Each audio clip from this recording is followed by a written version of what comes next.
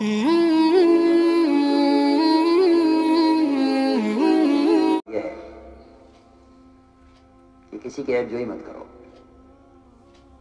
اس لیے کہ پہلے بدگمانی، پھر تجسس، پھر غیبت.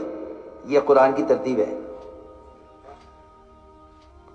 اجتنبوا کثیرا من الظن ان بعض الظن اثم ولا تجسسوا ولا یغتب بعضکم بعضا. یہ 3 مرحلے ہوتے ہیں. پہلے بدگمانی شیطان کی طرف سے، پھر تحقیق، پھر غیبت. تحقیق پھر غیبت. اور غیبت کہ غیبت تو زنا سے بڑا گناہ ہے. حالانکہ زنا بر حد ہے، مگر پھر بھی غیبت زنا سے بڑا گناہ ہے. غیبت زنا سے بڑا گناہ ہے، اشد من الزنا. آیت میں ہے اشد من الزنا، کہ غیبت زنا سے بڑا گناہ ہے.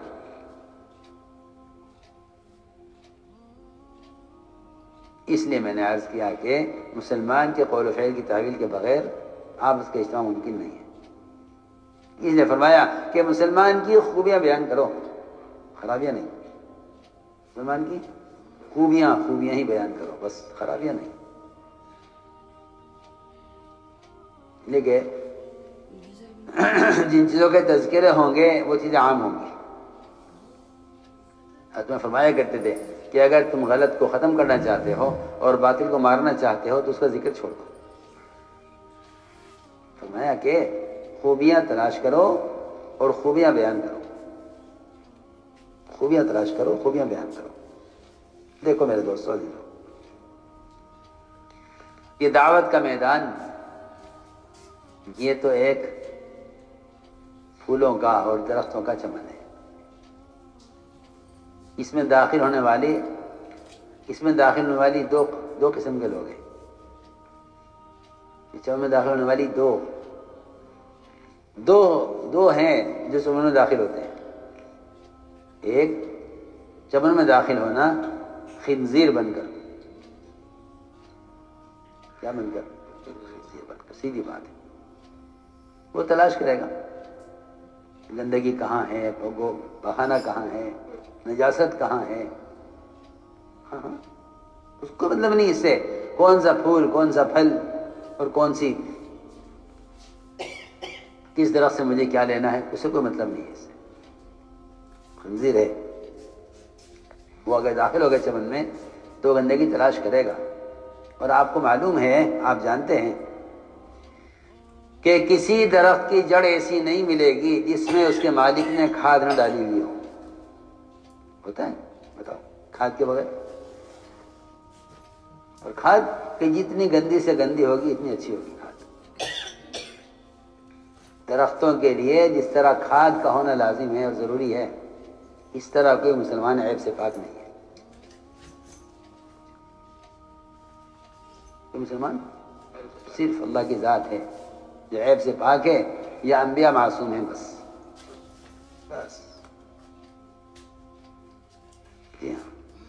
میں نے عرض کیا کہ جس طرح ایک درخت کی جڑ میں کھاد کا ہونا لازم ہے،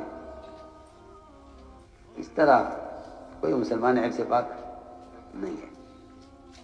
لیکن میں سوال کرتا ہوں کہ اگر اسی چمن میں بجائے خنزیر بن کر داخل ہونے کے کوئی شہد کی مکھی بن کر داخل ہو، اس سے پوچھو شہد کی مکھی سے کہ بھائی تمہیں کوئی گندگی کہیں ملی؟ وہاں تو چمپا اور چمیلی اور گلاب اور پھلوں میں کیا کیا پھل جن سے میں اپنا رس چوس کر انسانوں کے نفع کے لیے شہد تیار کروں. یہ کہیں کہ جو خیر کا متلاشی ہوتا ہے نا، اللہ تعالی اس کو خیر کی باتیں الہام فرماتے ہیں. اگر ایک مکھی شہد بنانا چاہتی ہے انسانوں کے نفع اور شفا کے لیے تو اللہ تعالیٰ مکھی کو وحی کرتے ہیں. تو آپ بتاؤ، اگر انسان خیر کے ارادہ کرے تو اللہ تعالیٰ اسے خیر کی کتنی باتیں الہام کریں گے. انسان سوچو، اگر ایک مکھی جو جانور ہے، اگر وہ انسان کے لیے خیر کا ارادہ کرتی ہے، شفا کے لیے کیا بنانا چاہتی ہے؟ شہد. جی ہاں. تو اس کے شہد بنانے کے ارادے پر اللہ تعالیٰ اس کو وحی کرتے ہیں. وَأَوْحَىٰ رَبُّكَ إِلَى النَّحْلِ. اللہ وحی کرتے ہیں، الہام کرتے ہیں اس کو کہ تجھے کہاں سے کیا چوسنا ہے، کہاں سے کیا لینا ہے. اور پھر یہ اپنے رب کی طرف تواضع کے ساتھ چلتی ہے اور جا کر پہاڑوں میں اور غاروں میں اور درختوں کی ٹہنیوں پر چھپا چھپا کر کہیں نہ کہیں شہد کا چھتا قائم کرتی ہے۔ اور ایک بات یہ بھی ہے اس میں یہ بھی ہے جو اچھی طرح سمجھنی چاہیے کہ اس راستے میں اور اس میدان میں امانت داری کے ساتھ کام کرو۔ کیسے؟ امانت داری کے ساتھ کام کرو، کیونکہ آپ جانتے ہیں کہ شہد کے چھتے کے نیچے بہت سی مکھیاں مری پڑی ہوتی ہیں۔ کیوں؟ اس لیے کہ اس شہد کے چھتے میں داخلے کا ایک راستہ ہوتا ہے،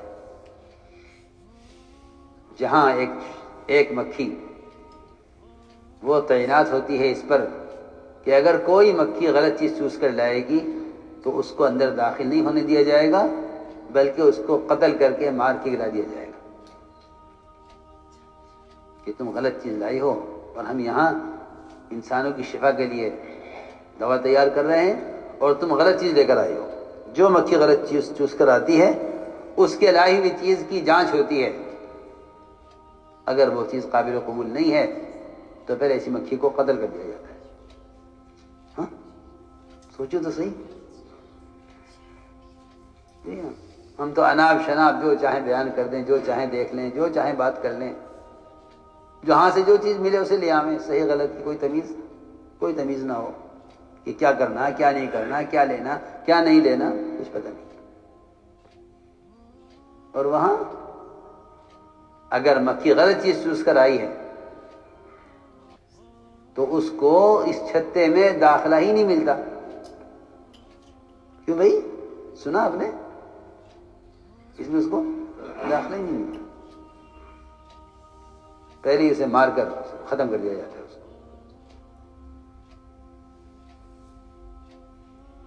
تو میں نے عرض کیا کہ اس عمل میں داخل ہونے والوں کی دو قسمیں ہیں،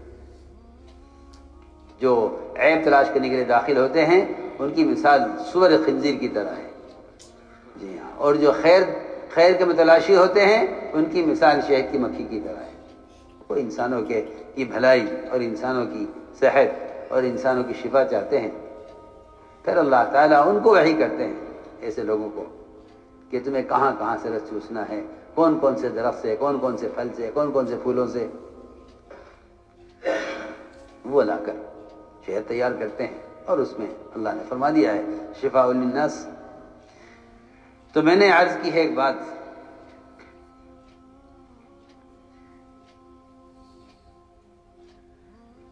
کہ لوگوں کے اندر خیریں تلاش کرو اور خوبیاں تلاش کرو۔ ایک مسلمان کا مقام بیت اللہ سے اونچا ہے، صحیح حدیث ہے۔ آپ نے بیت اللہ کو دیکھا اور قسم کھا کر کہا کہ تیری خوشبو کتنی عمدہ ہے اور تیری تعظیم واجب ہے، لیکن میں تجھ سے کہتا ہوں کہ ایک مسلمان کا مقام تجھ سے زیادہ ہے، ایک مسلمان کا مقام تجھ سے زیادہ ہے۔ اس لیے میرے دوستو عزیزوں، یہ ہے آپس کی اجتماعیت کے اسباب۔ اس لیے فرمایا کہ لوگوں کی خوبیاں دیکھو، خرابیاں نہیں۔ ایک جنازہ لایا گیا نماز کے لیے، حضور اکرم صلی اللہ علیہ وسلم کو اطلاع کر دی کسی نے کہ جنازہ آیا ہے، چلو نماز پڑھاتا ہوں۔ آپ تشریف لائے، لیکن جنازہ وہ اتنے برے آدمی کا تھا جو اپنی برائی میں مشہور تھا، اتنا برا آدمی تھا کہ عمر رضی اللہ تعالیٰ عنہ کو یہ بات گوارا نہیں تھی کہ آپ اس کی نماز پڑھائیں۔ فتویٰ نے عرض کیا رسول اللہ آپ اس کی نماز پر مت آئیے، یہ آدمی اچھا آدمی نہیں ہے، ہم میں سے کوئی اس کی نماز پڑھا کے دفن کر دے گا اس کو، آپ اس کی نماز نہ پڑھائیے۔ آ کر عمر رضی اللہ تعالیٰ نے آپ کو سامنے سے آ کر روک دیا۔ آپ صلی اللہ علیہ وسلم نے اعلان کیا صحابہ میں کہ بتاؤ بھائی تم میں سے کسی شخص نے اس مرنے والے کو کوئی عمل کرتے ہوئے دیکھا ہے؟ کہ عمر رضی اللہ تعالیٰ عنہ آپ کے مشیر خاص ہیں، آپ کے وزیروں میں ہیں، 2 وزیر ہیں آپ کے، ابو بکر عمر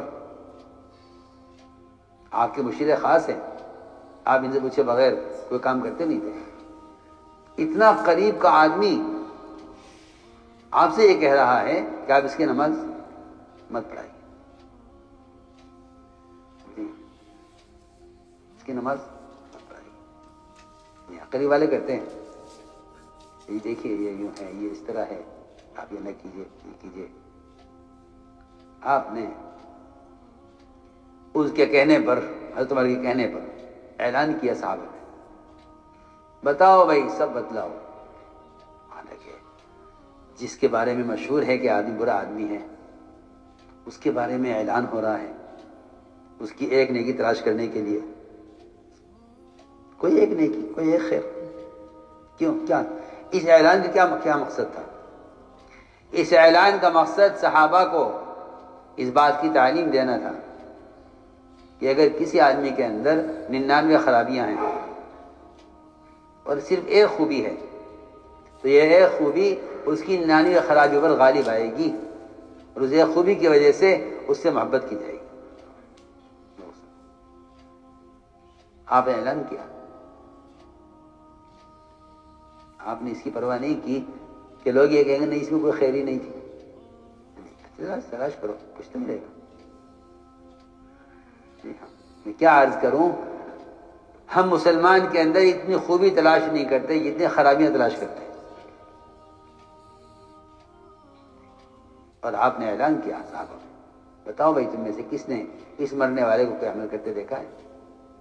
ایک صحابی کھڑے ہوئے، عرض کیا ہاں یا رسول اللہ، اس مرنے والے نے صرف ایک مرتبہ اللہ کے راستے میں ایک رات پہرا دیا ہے۔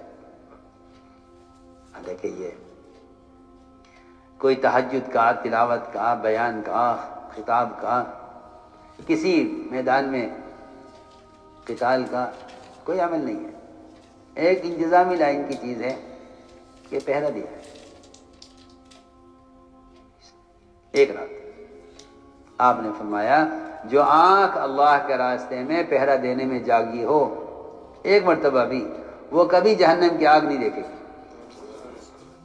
کتنی بڑی فضیلت ہے، کتنی بڑی فضیلت ہے۔ جو آنکھ اللہ کے راستے میں پہرا دینے میں جاگی ہے، جہنم کی آگ کبھی نہیں دیکھے گی۔ حضور اکرم صلی اللہ علیہ وسلم نے یہ فضیلت بیان کی، فرمایا عمر پیچھے ہٹ جاؤ، عمر پیچھے ہٹ جاؤ، تمہیں کوئی حق نہیں ہے اس کا کہ تم لوگوں کے اعمال کے بارے میں سوال کرو۔ ہاں یہ پوچھ سکتے ہو کہ جنازہ مشرک کا ہے یا مومن کا ہے، بس۔ اللہ مجھے معاف فرمائے، اس زمانے میں ایسی گندی ذہنیت اور گندی سیاست ہے کہ مسلمان کے جنازے، مسلمان کے پاس جانے میں سوچتا ہے کبھی کیا خیال ہے ہم جائیں یا نہ جائیں ان کے پاس۔